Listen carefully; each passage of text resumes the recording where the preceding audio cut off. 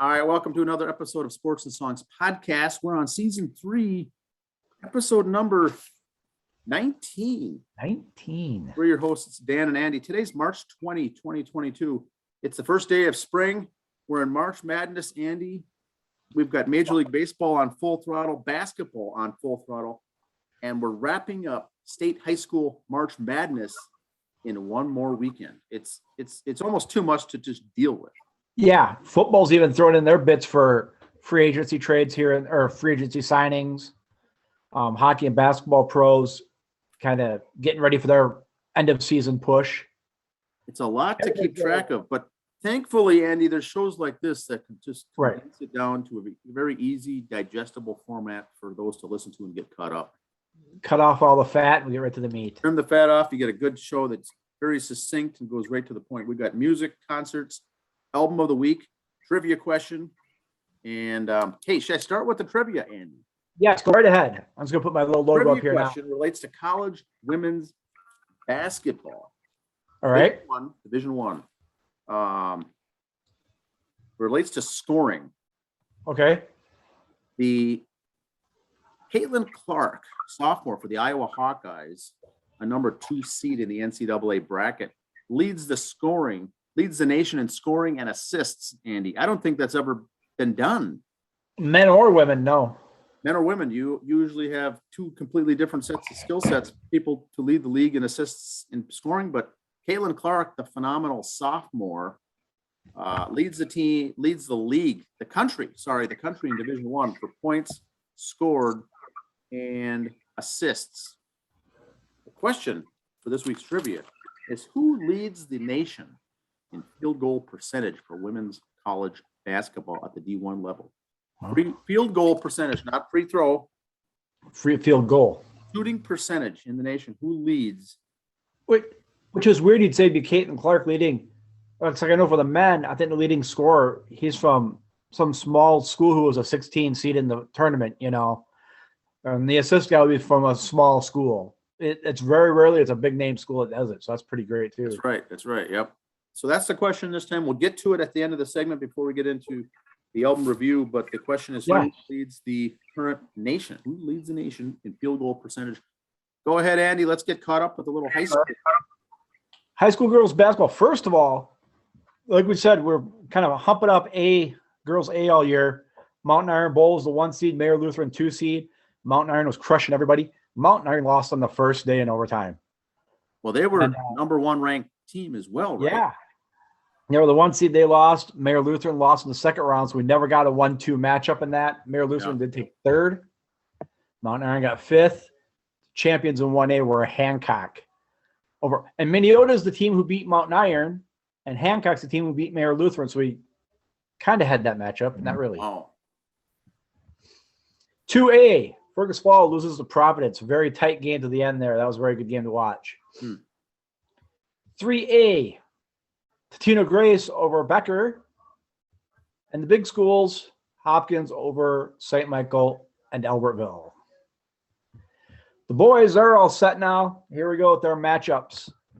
Class A on the left side, you got Hayfield as the 1 seed going up against Russell Taylor Rothden.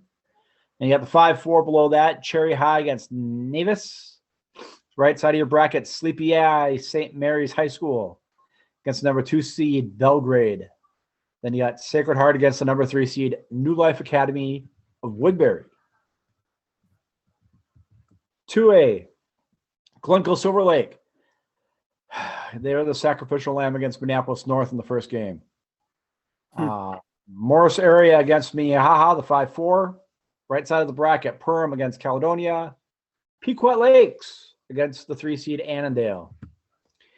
3A, Hermantown against Totino Grace, the 1 seed. Mound West-Tonka Mankato East, the 5-4. Right side of the bracket's Austin High School against Princeton. And then St. Cloud's Tech against De La Salle, the 3 seed. And 4A is Andover and Park Center. Ian Prairie, Eastview on your left side, right side. Cretin Durham against Owatonna. Moorhead against Wayzata. They all start middle of the week. The boys tournament And this is the last of the state high school tournaments. Is Of the major tournaments, yep. the major They still tournament have basketball. This rounds out basically the winter season, for all intents and purposes. Then we're going to get into baseball and softball. See, high school baseball games all start March 31st. So, like you said, after this weekend, boom, we hit baseball. So life is good. March Madness, we're not going to get too much into it. As we talked about in the production meeting before the show, we're going to do a special episode Tuesday night just to get all the Sweet 16 games in. We're recording this on Sunday night. Some games are still being played. The gals have some games on Monday. So Tuesday, we'll give you our Sweet 16 review. But just a little spoiler on that. For the people who saw the women's bracket show that we did live reaction, I said 4 number 2 seeds looked good. That was my final 4. I lost 2 of them today. Creighton over Iowa and South Dakota over Baylor. Now, you may say, oh yeah, but upsets happen all the time. But in the women's game, it's a little different. In each section, each 4-team bracket, the highest seed is the host team. So Iowa lost at home to a 10 seed. Baylor lost at home to a 10 seed. So that just shows you how the women's game is becoming more competitive. It's always going to be 1 against 4, 2 against 3 in the Sweet 16 every year. Competition's getting better in the women's game. Is it big enough to start having these games at neutral sites? Maybe. I don't know, because the other teams that play, besides the host team, it's kind of a tough time to get a draw in there.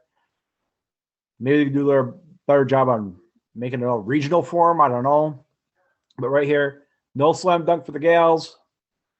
2 of the 2 seeds are out. We'll cover it, more on the midweek show, Andy. But this Creighton team, has three players in the team from Minnesota. 3 Minnesota players, all sophomores. All were up for Miss Basketball Minnesota a couple of years ago. Didn't win, but they're all nominees. All landed in one team. So Creighton's got a lot of Minnesota connections there. It's very, very fun to watch. That's a good group. And the one gal on ESPN here, her pick, she did have Creighton over Iowa as this game was going on. And also, I don't want to say anything bad. Like I said, we've lost 2 seeds already. Third 2 seeds playing tonight with UConn. So as of now, we've only lost 2. Hockey, NCAA hockey's got their brackets announced today. Michigan, the number 1 seed against American International. Quinnipiac against St. Cloud State on one side. The lower left, Denver, the 4 seed against UMass Lowell, Minnesota Duluth, Michigan Tech. Right side, the number 3, Western Michigan, Northeastern, and Minnesota and Massachusetts. Bottom right bracket is Minnesota State, the 2 seed against Harvard, then North Dakota against Notre Dame. Now, for those of you watching and looking at this, or you'll see it later on social media, we got it on the Facebook page. The Final 4 could be all 4 Minnesota teams. St. Cloud in that one section, Minnesota in the other, Minnesota State, Minnesota Duluth. Interesting. And and the sad thing about it is this year the Final 4 is in Massachusetts. If it would have been at the X and it was all 4 Minnesota teams, it'd have been nuts down there. It'd be crazy for crowds and everything else. But let's hope we get a Minnesota sweep for the Final 4. I know that means Minnesota State has to win a couple games, but one of the ones would be against North Dakota or Notre Dame, so that'd be good.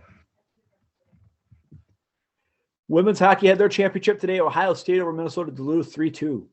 The only stat I really want to show from that game was the shots on goal. Ohio State outshot Duluth by 20, yet only outscored them by 1. So hats off to the Bulldog goaltending there for stopping 36 shots. That second period, 20-5 in shots. But again, good tournament, good all around. Congrats to Ohio State, as much as that hurts to say. College wrestling, I'm not going to go through the individuals because, like we say, wrestling and track and swimming is kind of a bugger. Let's go through the team ones. I went through 11 because I went down to Minnesota because I'm a homer. So there. But that shows you the big difference between 1 and 11 on points. Penn State is your national champions again, 131.5 points. Minnesota was 11th with 48. Big Ten did well. Penn State, Michigan, Iowa, top 3. Nebraska, 5th. So we held our own as a conference. Here's one picture I want to just put out. Now, I respect the picture. I get it. Gable Steveson of the Gophers, his last match. Tradition is you take your shoes off and leave them in the middle of the mat when you're retired or done. He was a senior. He's done. Here's my issue with it. Because he's one of those guys who's getting paid by pros already. This was a pure photo op for WWE, guaranteed. Not saying he wouldn't have done it without this, but you're just going to see WWE put this picture all over. Unless they're listening, then they won't, just to prove me wrong, but they will. Oh, look at this great college career, blah, blah, blah. It's all for storyline. It's all for pay. Yeah. Not saying he wouldn't have done this, but as he did it, he went and got his check in the locker room afterwards, guaranteed.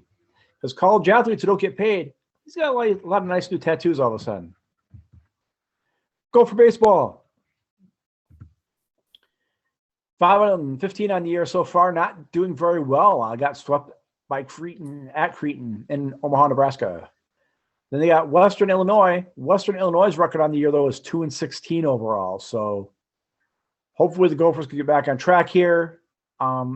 Like any sport, though, Gophers aren't doing well. Western Illinois aren't doing well. That's as good a matchup as watching if they were 15-5 and 16-2, in my opinion. They got similar records. They're going to be fun to watch. That Cretan location also is the site of the annual College World Series. It's a great facility, great atmosphere to go there. So I know the Gophers got lost, but it's still a good experience to play at that location. Well, if you look at the three scores, they lost 4-5, 7-14, lost by a touchdown in that second game, and then 2-4. So 2 of the 3 games they were in it. Then these next 3 will be at US Bank. I think after that, when they open the Big Ten, they'll be at home. But these preseason games are at the Bank. Gals softball, they're ready to start the Big Ten season. It's Rutgers. We're 13-11-1. Rutgers is 21-10. They're a very good team. So that's going to be tough. They're at Rutgers. But our softball team will be competitive all year. I don't know if they'll make the tournament, but they'll be competitive and fun to watch. Bison baseball. 12-8. They got 3 coming up here, starting Summit League again, or at Northern Colorado coming up this week. And all these games, you just go to, for the Gophers, it's gophersports.com, Bison, gobison.com. You go to their sites, and a lot of times they have live stats. They'll have buttons on there. You can click to listen to the game or watch it. So feel free to do that. Softball team at South Dakota opening the Summit League. Bison softball 18-13 right now.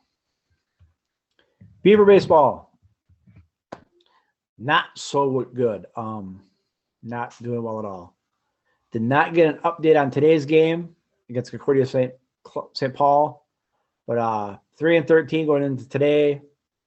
They're playing in the conference, the NSIC. They got Minnesota State coming up and at Augustana, so it could be a long season for Beavs up there. Softball team in the same boat, 3-16. They open their season Tuesday at Crookston. All right, here we go. I don't have a lot of – there are so many Twins notes. I'm not going to flip a lot of pictures on these, just a couple of fun things I saw on it. We now have the number 1 and number 2 pick from the 2012 Nba Mlb Draft. Oh, really? Okay. Carlos Correa, he was the number 1 pick. Buxton was 2. We now have the 1 and 2 picks from the draft 10 years ago. I was not big enough signing Buxton, extending it. He's so injury prone. I don't like it. I really thought they were going to get Trevor Story this week, and they didn't. He went to Boston. But we got Carlos Correa, who I think is going to take a lot of pressure off Buxton. I think Buxton tried to give 110%, which you want, but he tried too hard. He did good numbers, but he was trying to hit 9-run home runs and in a game. You couldn't do it. He's got some of the weight off his shoulders now. Might see a better pick, but the 1 and 2 draft picks on the same team 10 years later, but that's still kind of cool to see. And years ago, I read an article that Royce Lewis from the Twins was a big fan of Carlos Correa going up and got a chance to meet him at when the Angels played them, and his dad pulled some strings to be able to meet Carlos Correa after the game. Oh, wow.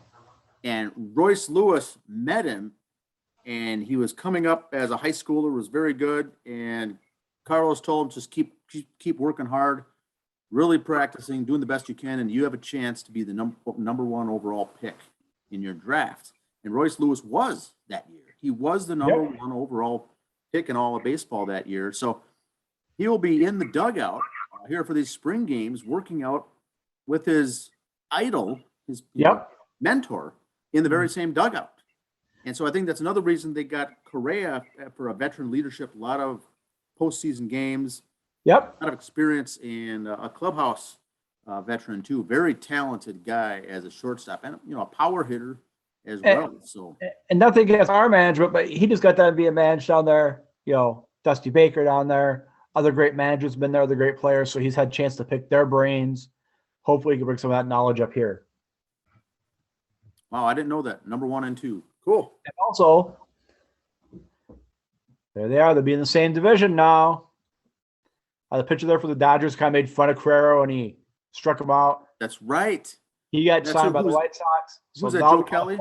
Yep. So there'll be fun games to watch this year if that happens. And I don't have a picture of it, but here's the funny thing too is the Twins, when they traded, last week we mentioned how they signed that shortstop and they traded him the next day, was Josh Donaldson. But funny, during the season last year, Josh Donaldson was saying how he had a book on how Garrett Cole was doctoring the ball and cheating on pitching. His spin rate.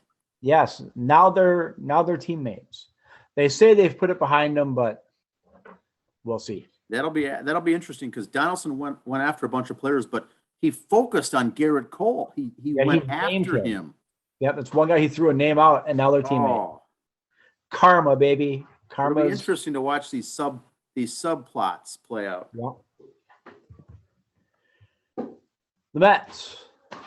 After speaking with Pastor this week at church, we're talking about stuff with the strike being over, and he brought up a good point. He goes, I want to know your opinion, Andy. And I says, yes, Pastor. He goes, with this new bargaining agreement, he goes, what the Mets have got and the Yankees and these other teams, goes, that's bad for baseball. I said, oh, yeah, I admit what the Mets have done salary-wise is bad for baseball, but I want to ride this boat all the way home too. Yep. So I'm kind of stuck in the middle. I don't like it when teams cut checks to do this. My team has it. I kind of want to watch it this one time because I don't think it's going to last. I like Scherzer, but he's 38. It's now. We have to do it now. DeGrom's coming off. DeGrom, excited to be with the team, saying all the right things. The 33-year-old is set to make $33.5 million this year. We'll make $30.5 million next year, and will exercise to opt out once the 2022 season concludes. So, if we can't re-sign him because you've just dumped a boatload in the Scherzer, who's 38 years old, we are playing for now right now as a Mets fan. So, a couple other Major League Baseball things. One stat I saw come up I thought was pretty interesting. All-time Major League leaders in shutouts. Walter Johnson with 110. And then you see the whole list on there. Most of the listeners probably know these names. The kids don't. Jim Palmer with 53. Nolan Ryan, 61. Tom Seaver, 61. Cy Young, 76. Don Drysdale, 49. And the reason I bring this up is you don't see these numbers anymore. No one goes past 6 innings. So some of these guys on here, this top 20 list, pretty sure is a safe. No one's changing on this list for a long time, ever. Yep. Unless they change baseball and guys start throwing again. Also, I saw a thing, Sports Illustrated anniversary cover of Peter Ueberroth reinstating Mickey Mantle and Willie Mays. And I got thinking to myself, what could Mickey Mantle and Willie Mays do that was so bad? They were such good players. Well, Willie Mays and Mickey Mantle both retired and were both in no way involved in baseball anymore, were banned in 80 and 83 respectively, after they were hired by casinos in Atlantic City, New Jersey as greeters and autograph signers. They did that. Baseball suspended them. Ueberroth comes in and says, that had to be the dumbest thing I've ever heard. You guys are reinstated. Because it was at a gambling casino, that's why they were suspended. Baseball is like gambling. But they weren't gambling. They were retired out of baseball, working there. Shaking hands, kissing babies, and signing books and balls and gloves and shirts. And Yeah, so that was back mid-'80s, folks, and we still deal with stuff like that today. So that's just saying, yeah, Willie Mays and Mickey Mantle don't do any wrong. And so while let's touch on a couple things here. They're sitting third in their division. The way the playoffs go, top three kind of have a little better say in each division. They have the tiebreaker right now because of win-loss. They got 2 less games played than Nashville, so winning percentage-wise.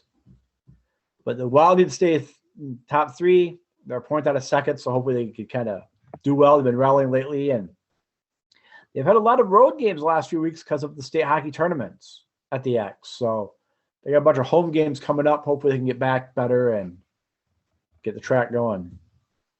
Timberwolves, they're in the playoffs. Top 10 make it. 7, 10, 8, 9 play each other like in play-in games. Excuse me. And they got like a month to go. They got to get above that line. They were a couple weeks ago. They got half game behind Denver. You got to get in that top 6 so you don't have that play-in game because you never know. You don't want to be in that one-and-done situation. You want to be in there to have a series. So, and right now, if they were the 6, they'd play the 3. They'd play Golden State, which is, again, no treat. But Steph Curry is out with a leg injury right now, ankle injury. So time is right. Time for the picking is right. Going to the music section, just here's an old picture of Ozzy Osbourne and John Lennon together back in 1968. That's awesome. That's a good one. Classics. But they want to mention a second annual Minneapolis St. Paul Trib Fest. So go on these bands here, Dan, and see how many you know. Okay, so they're all tribute bands, and they're doing a Trib Fest. I like it. Yeah. I've never heard of it. Okay, Dust and Bones. Who are they a tribute band for? Do you know? Guns N' Roses. Very good. Kissin' Time. Who do you think that is? That's a tough one. That's Kiss. But this band, they focus on just the years 73 through 75. Okay, so early. Good stuff. Early old original Kiss stuff. Yep. Wow. Cheap Tricks is obviously Cheap Trick. Gypsy Road, obviously Cinderella. How about Sir Psycho? Boy. It's named after a song this band did. Gypsy Road was for Cinderella. Boy, I don't know. The Red Hot Chili Peppers. Okay. So Chili Peppers tribute band, that'd be kind of cool. So lots of different genres of music there too. I mean, they're all kind of the hard rock, Cheap Trick, early hard rock. Interesting. May 14th, Minnesota Music Cafe, all 5 bands. That day in St. Paul. Top 4 albums right now, or rock songs, I should say, in our genre. Planet Zero, Shinedown, number 1. Black Summer by, like we said before, Red Hot Chili Peppers. Last week was number 3 up to number 2. So-Called Life by 3 Days Grace drops to 3. And Love Dies Young by the Foo Fighters. Ghost has a new album out, like we've mentioned them before. I'm kind of getting in them more and more. Here's where they are doing well all over the world. The number 1 in Germany. These are all highest they've ever been in these countries except for Sweden, Norway. Number 1 in Germany and Sweden. 2 in the UK, Netherlands, Belgium, Norway. Number 3 in Australia. 5 in France and Ireland. Number 2 in Italy. Much like our ratings in these countries. Best ever. Yes, very similar. Very similar. And the Scorpions' new album, they're doing well all over the world. They're there in different countries. Number 1 in 4 different countries, 2s, 3s. So Scorpions are still knocking it out of the park. Great album. And that, sir, brings me to John Clayton. It's hard to find an expert more dedicated than John Clayton. He's the consummate pro. John Clayton was SportsCenter announcer, did a lot of baseball stuff in Seattle at the end. This was my favorite ad of John Clayton from when he was at SportsCenter. And just a little bit, I'll tell you about this after the ad. Just here it is. It's hard to find an expert more dedicated than John Clayton. He's the consummate pro. We'll see how the 4-3 and cover 3 work together. John Clayton with the lead. Thanks, Dan. Take care.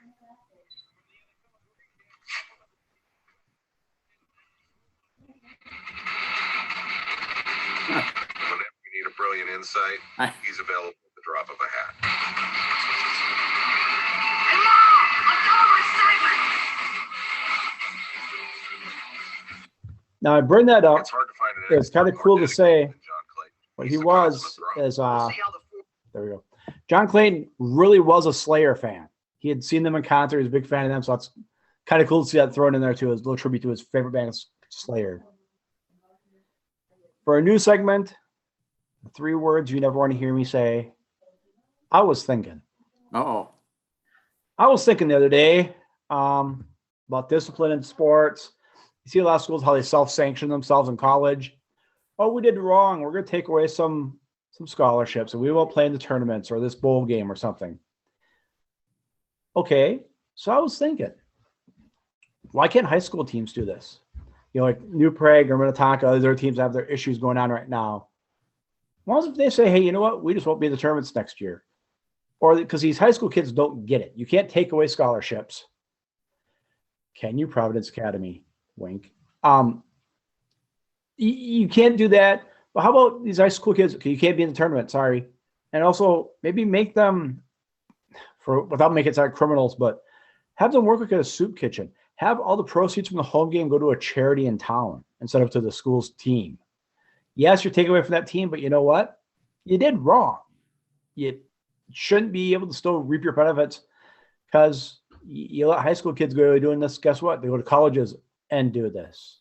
So just thinking, I was thinking if there's a way you could self-sanction or self-discipline a high school team when they do something stupid and wrong. Which leads to the soapbox. Everybody's favorite segment. Yes. Dolly Parton issued a statement regarding her to be withdrawing her nomination from the Rock and Roll Hall of Fame. Parton shared on social media, even though I am extremely flattered and grateful to be nominated for the Rock and Roll Hall of Fame, I don't feel that I've earned that right. I really do not want votes to be split because of me, so I must respectfully bow out. Rock and Roll Hall of Fame Foundation Director of Communications, Shauna Wilson, told Ultimate Classic Rock that Parton's nomination won't be withdrawn, saying, in part, from its conception, rock and roll has always had its deep roots in rhythm and blues and country music. It is not defined by any one genre, rather the sounds and moves of youth culture. Dolly Parton's music, blah, blah, blah, blah, blah.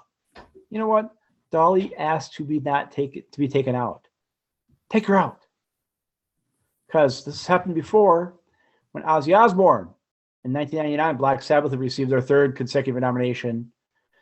And Ozzy said, just don't. Take our names off the list. Save the ink. Forget about us. The nomination is meaningless because it's not voted on by the fans. It's voted on by the supposed elite in the industry and the media who never bought an album or concert ticket in their lives. So their vote is totally irrelevant to me. I think Paul Stanley and Gene Simmons kind of said the similar words for years with Kiss. Mm-hmm. That's why Kiss was one of the few bands when they were inducted, they were there and they didn't play. A lot of times when the band's inducted, they give their little speech and they go do a couple, 3 songs. Kiss never did. So Yeah, I like Dolly Parton's statement on that. Yep. I respect it. So Yeah, and it's not like you're putting someone like Taylor Swift in who's still active. I mean, Dolly's active, but Dolly is still respected in the music industry. You want to look at a jerk and say, no, we're still putting you in. Okay, great. I locked her in. She won't go. Now how dumb do you look? You know? I think that's the part that bothers me with is these people, when they say, hey, we don't want in. Save your time. Let someone more deserving go instead of me. And then you say no. Really? Yeah, maybe just not put her in, not nominate her. respect her wishes. That's where I was going to respect her wishes and just say, thanks, Dolly. Could we just at least mention your name that we all look up to you and sure, whatever. But I'm not coming.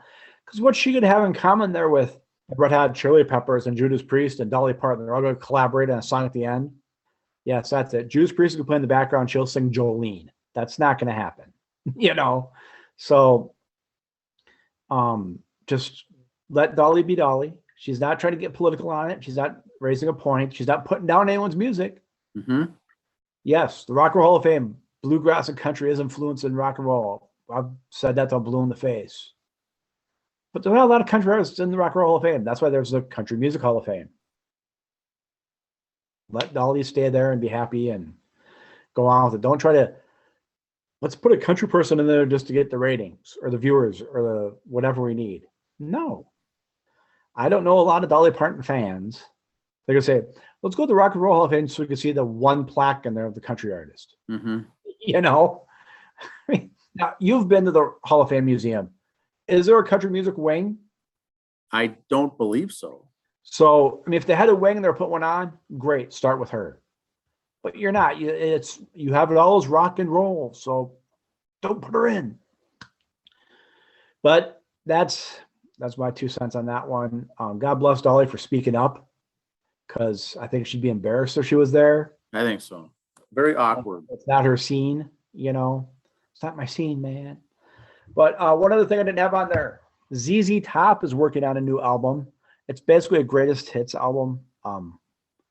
They've been doing the guitar tech they have is filling in since Billy Gibbons passed last year. So kind of stuff they do on tour. They're on a tour now. It's going to be kind of basically a live album, greatest hits. So new from ZZ Top coming out soon.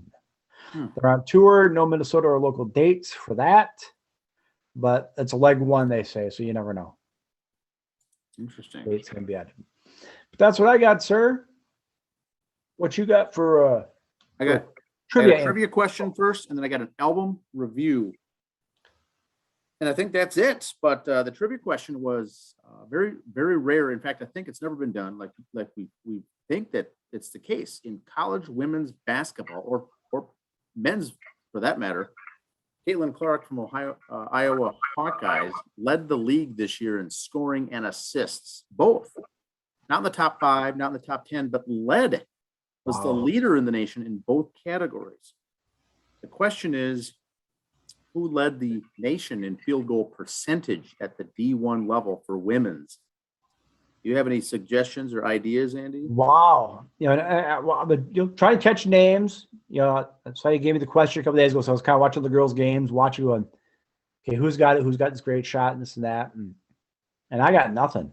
I'm looking around, maybe hoping they'd drop the answer. And yeah, I would think it would be, you know, a veteran, someone who's been around a while. Well, the answer senior, yep, is Monica Sanano, Iowa Hawkeyes also, and now a senior. She'll be coming back for her 5th year next year, but she's a senior now. She plays down in the paint, hardly misses a shot, has a very good percentage from a field goal standpoint. She leads the nation. So the Iowa Hawkeyes team have 2 players that lead 3 categories in the nation. That is just unbelievable. Now, Caitlin Clark, we know, shoots from the outside, puts up a lot of points, misses a lot, but also makes a lot. Sanano from the Watertown, Minnesota, played for Watertown Mayor and leads the nation. That is unbelievable. She's got puts up a lot of points in the paint.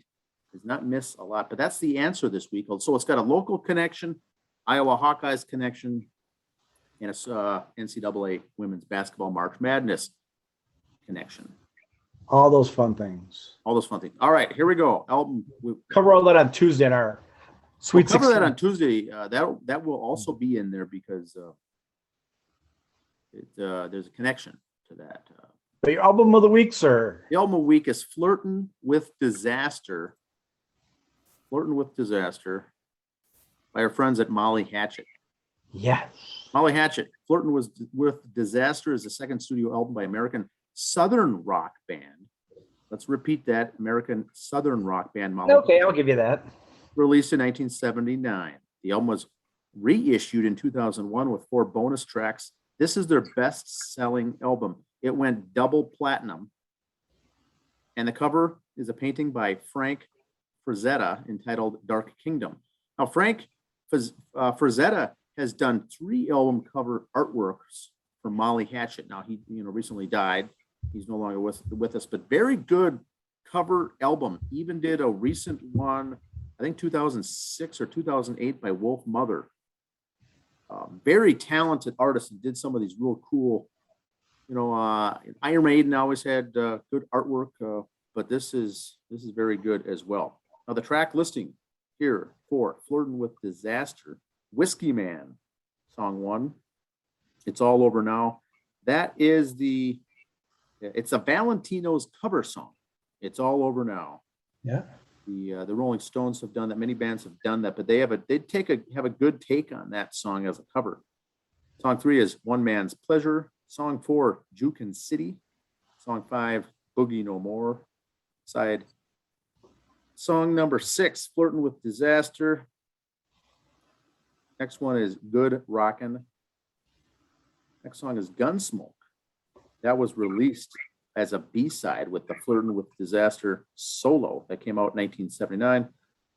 Last 2 songs are Long Time and Let the Good Times Roll. Now, this was released, the studio they used was BJ Recording Studios in Orlando and also the Record Plant Studios in LA. It's considered Southern rock or hard rock, 38 minutes long, released on Epic. Now, very interesting. Here's the band personnel. Danny Joe Brown vocals. He died, was on the first, I think, 3 or 4 albums. Very good, well-known vocals. You'd know the raspy voice of him. Very good vocalist. On guitar, they had 3. This is a 6-man group. Dave Lubeck, lead guitar, co-founder of the group. Steve Holland, also on guitar. Dwayne Rowland, guitar. Banner Thomas on the bass. And Bruce Crump on drums. So this was a 6-man group. 6-man group, 3 guitarists, and they had good Southern. Now, the reason they were so popular, Andy, and I didn't know this, but it was after the Leonard Skinner plane went down and the band was killed for Leonard Skinner. Leonard Skinner was the true definition of Southern rock. Right. That went away. There was a void to be filled. Molly Hatchet was coming up through the ranks. They had been around for a while, but they put together, they're based out of Jacksonville, Florida, but they've got a Southern rock feel to them. They took off here in the aftermath, really, of Leonard Skinner and kind of filled that void for many years. But all the members of the band, there's no one living of the original group. All have died. Yeah, Skinner, and I could say this, my older brother was a big Molly Hatchet guy, so as a young child, I happened to overhear Molly Hatchet coming from his room quite a bit, or in his car when I had to ride with him. So I was subjected to their music early on, and Southern rock, I guess, would be a good name for them, I guess, because they had a little different, like you said, they had that Leonard Skinner vibe to them, feel to them, they were very good. Yeah, they came out with their debut in 1978. So if your brother would have had these albums, 78, 79, and then 80, their next album was Beating the Odds. They had 3 released right away. They went double platinum, but they took that part of the country took by storm, had very loyal fans. Yes. Yeah. That'd be about right, like 16, 17, 18. Yeah. So yeah, that'd be about right. I was influenced by them as a young child on my choice of music to listen to. Big Molly Hatchet guy, Leonard Skinner. The vocalist, their lead vocal, Danny Joe Brown, very distinctive voice. Those who like the band would automatically recognize his voice. He got into some medical complications. He had diabetes. For years, and then had some medical complications. Ended up moving back in with his mother after all this. And like I said, I think he recorded 3 or 4 albums. And then the complications got worse. He ended up dying. And then shortly thereafter, the rest of the band over the years. But they had some good stories. I believe that Dave Lubeck was in the process of writing his autobiography when he died. And he was a big guy, big fella, but said that he had some stories. He was horrendously addicted to cocaine back in the days. And I'm sure had some very good stories to tell. I don't know if that book ever came out or not. Do you know that? I do not know. I don't know if it ever got published or if it was left as a transcript, but he was in the process of that and died a week later after another of their guitarists died. So none of them are still with us now, but there's probably some Molly Hatchet tribute bands out there, I'm guessing. Yep. I won't be surprised maybe someone picked up that book and finished it, biography type, here's the start of it. But yeah. And the stories, I'm sure the stories there would have been unreal. Oh, yeah. Can only imagine. But that's 1979. Yep. That's about when that was some good music then. Heavy metal wasn't here yet, so it was that rock and roll. Van Halen was getting going. Stuff like that. Dio, Ozzy, Black Sabbath, that genre. And these guys too, the guitarist said that it's very heavily influenced with the British invasion music. The Jimi Hendrix, Yep. Eric Clapton, Jimi Hendrix, Beatles, Rolling Stones, all those guys Yep. really were influential on this group. But that is all I've got for this week. Now we're going to do a midweek show, cover the Sweet 16 predictions, and from the final 16 for men's and women's. I'll do a little roll up on the WNIT and the men's NIT Yeah. this coming week. Jason and I have something coming out Thursday about pro wrestling, a little update on that stuff going on. We did this last week. I don't want to mention the not doing well. Scott Hall, former wrestler, former AWA guy, did pass away.